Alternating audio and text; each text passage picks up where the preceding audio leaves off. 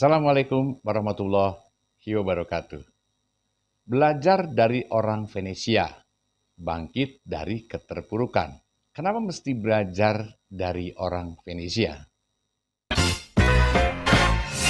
Kita akan memulai materi tentang hal ini dengan sebuah cerita sejarah yang menakutkan dan pernah terjadi pada tahun 1300-an atau pada abad ke-14 Masehi. Ya, Black Death atau dikenal juga dengan nama penyakit pes. Selama abad ke-14, wabah pes atau Black Death membunuh lebih dari sepertiga populasi Eropa atau 25 juta orang.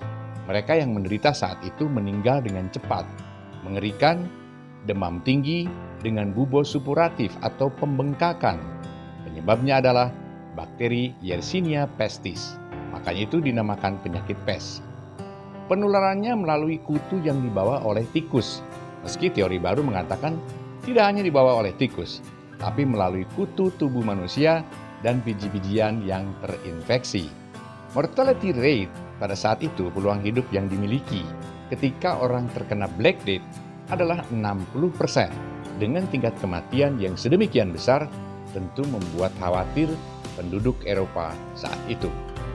Dan pada masa itu di Florence, Italia, ada sebuah tradisi yang jika ada warganya yang meninggal, mereka akan membunyikan lonceng, teng, teng, teng gitu. Namun saat Black Death melanda, mereka menghentikan bunyi lonceng tersebut. Karena saking seringnya berbunyi, hampir setiap saat ada warga yang meninggal ketika itu. Dan lonceng kematian pun saat itu malah membuat warga menjadi merasa dihantui, cemas dan khawatir. Mereka bertanya dalam pikirannya, kapan giliranku tiba? Pokoknya saat itu suasananya sangat menakutkan. Mereka berkumpul di tengah kota karena saking takutnya jika sendirian di rumah, padahal perbuatan mereka itu malah menambah cepatnya penularan Black Death. Dan tentu semua tahu bahwa pada saat itu, ilmu kedokterannya itu tidak secanggih sekarang. Mereka tidak tahu apa itu bakteri Yersinia pestis.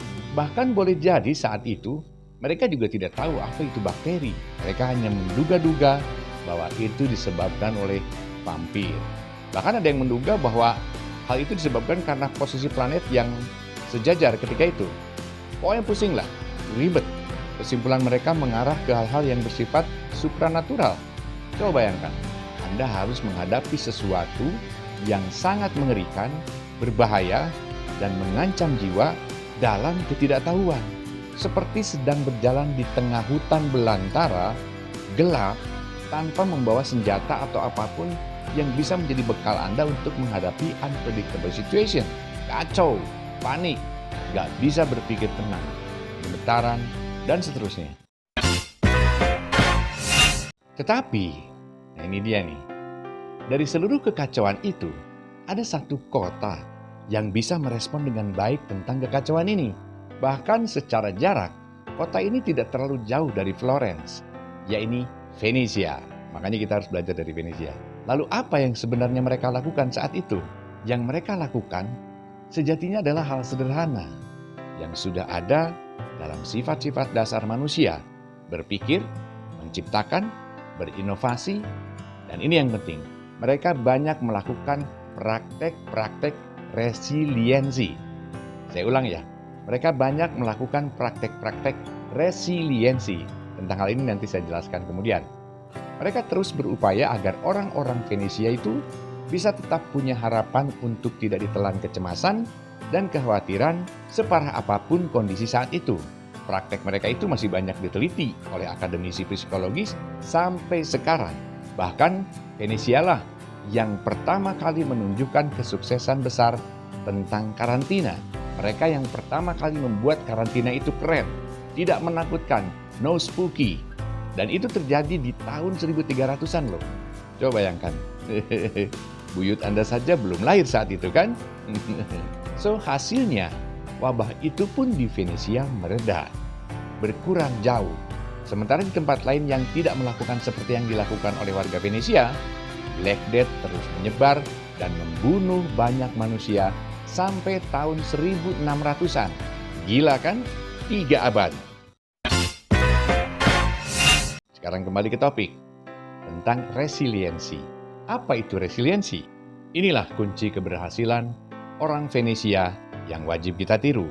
Resiliensi adalah kemampuan seseorang dalam mengatasi, melalui, dan kembali kepada kondisi semula setelah menghadapi kejadian yang sangat menekan. Davey dan State 2002. Resiliensi berasal dari bahasa Latin, resilere, yang memiliki makna bangkit kembali. Kanner and Davidson 2003. Seperti bola basket lah, rebound gitu ya. Waktu jatuh ke bawah, resiliensi itu membantu bola tersebut bisa memantulkan naik dengan cepat. Bayangkan jika diri kita seperti bola basket tersebut. Resiliensilah yang membantu kita bisa bangun setelah jatuh. Kemampuan ini sangat penting, digunakan untuk mengelola stres dalam kehidupan sehari-hari.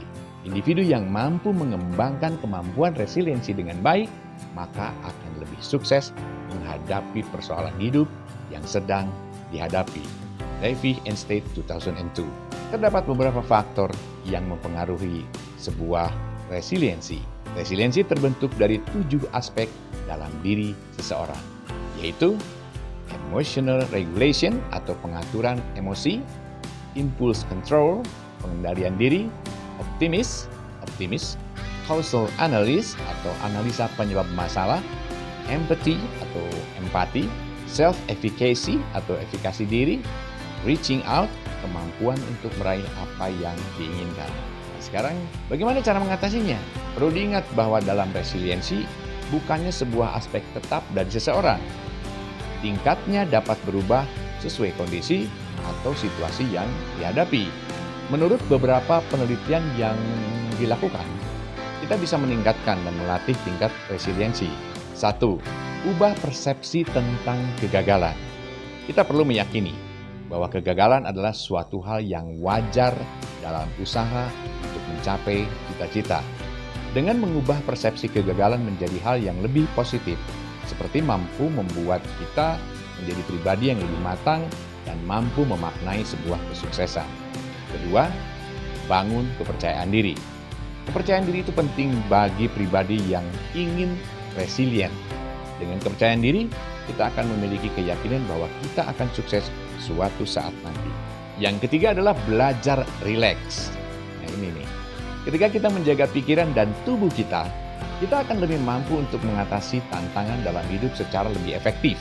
Beberapa caranya adalah dengan membiasakan diri untuk tidur cukup, olahraga, meditasi, refreshing, makan makanan yang sehat, dan seterusnya.